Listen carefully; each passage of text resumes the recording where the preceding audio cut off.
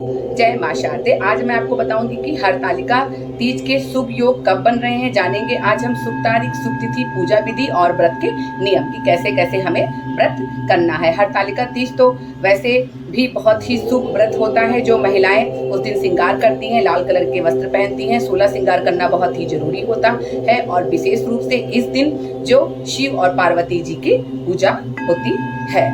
साल हरतालिका तीज जो होती है वो व्रत हर साल भाद्रपद मास की पक्ष की तृतीया तिथि में मनाया जाता है। हरतालिका जो व्रत होता है वो तीजा भी जिसको कहते हैं और ये हम व्रत सुहागिन महिलाएं माँ पार्वती जी के लिए रखती हैं और इसमें माँ पार्वती, शिव शंकर जी की और गणेश जी की मूर्ति विशेष रूप से बनाने का प्रचलन है। अस्थाई मूर्ति बना करके फिर उसकी पूजा कर करके और फिर उसको हम दूसरे दिन बहती नदी में प्रभावित कर देते हैं। मान्यता है कि हरतालिका तीज वैवाहिक जीवन में सुख, शांति, समृद्धि और वैवाहिक जीवन को सुखमय बनाने के लिए ये व्रत किया जाता है। हरतालिका तीज के दिन कई शुभ योग बन रहे हैं। इस दिन इंद्र योग भी बन रहा है जो पूरे दिन रहेगा। ये इंद्र योग 18 सितंबर को 12:08 पर शुरू हो जाएगा और दोपहर में पूरे दिन तक इसका पूर्ण रात्रि तक इंद्र योग बनेगा जो बहुत ही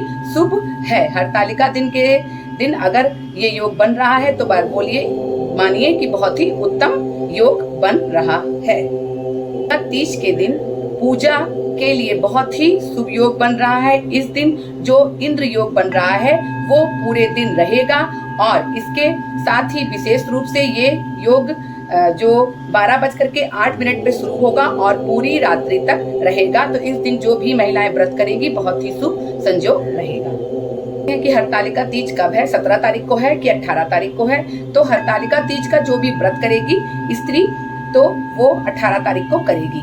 ये व्रत भाद्रपद की शुक्ल पक्ष की तिथिया की शुरुआत होती है। 17 सितंबर को रविवार 11:08 से ये तिथि लग जाएगी, लेकिन 12:40 तक 18 सितंबर को रहेगी। जो भी स्त्री इसका हरतालिका का व्रत करेगी उस व्रत को उसे 18 सितंबर 2023 को करना है। हरतालिका तीज के नियम है तो इस दिन महिलाएं 16 श्रृंगार करेंगी और 16 श्रृंगार करके लाल कलर के वस्त्र पहनेंगी या पीले कलर के वस्त्र धारण कर करके शिव पार्वती जी की अस्थाई और गणेश जी की भी अस्थाई मूर्ति बना करके एक चौकी में लाल कपड़ा बिछा करके और उसमें शिव पार्वती जी की मूर्ति, गणेश जी भी रहेंगे जिसमें मूर्ति को रख करके और उनकी पूजा करनी है। पूजा में आप प्रतिमा जब रख सकते हैं तो धूप, दिया, बत्ती, फल, फूल, नारियल और श्रृंगार का सामान चढ़ाना बहुत ही जरूरी है। विधि विधान से पूजा करने के बाद आरती करेंगे और पूरा दिन निर्जला उपवास करेंगी, कुछ भी नहीं खाएंगी। अगर वो ऐसा करती हैं तो उनके घर में और जीवन में सुख, समृद्धि, शांति बनी रहेगी। और जिन महिलाओं को संतान रहित है, संतान नहीं हो रहा है तो संतान भी उनकी होने की संभावना है अगर वो ये व्रत करती हैं तो अच्छे से विधि पूर्वक इसका व्रत करेंगी। महिलाएं क्या करेंगी, इस दिन जो विधि है पूजा की,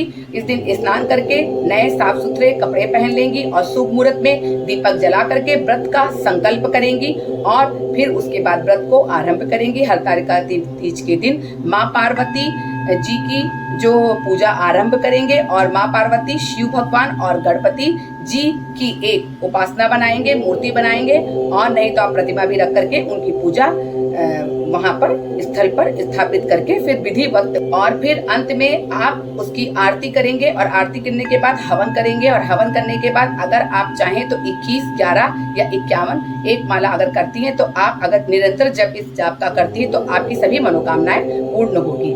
मंत्र है ओम नमः शिवाय का आप मंत्र करेंगी एक माला और एक करेंगी ओम उमाय नमः। ये पार्वती जी का मंत्र है। ये दोनों मंत्र अगर आप करती हैं तो आपके घर में सुख, शांति, समृद्धि आपसे कोई नहीं छीन सकता है और सदैव ही बनी रहेगी। इसी के साथ मैं अगले वीडियो में मिलूंगी।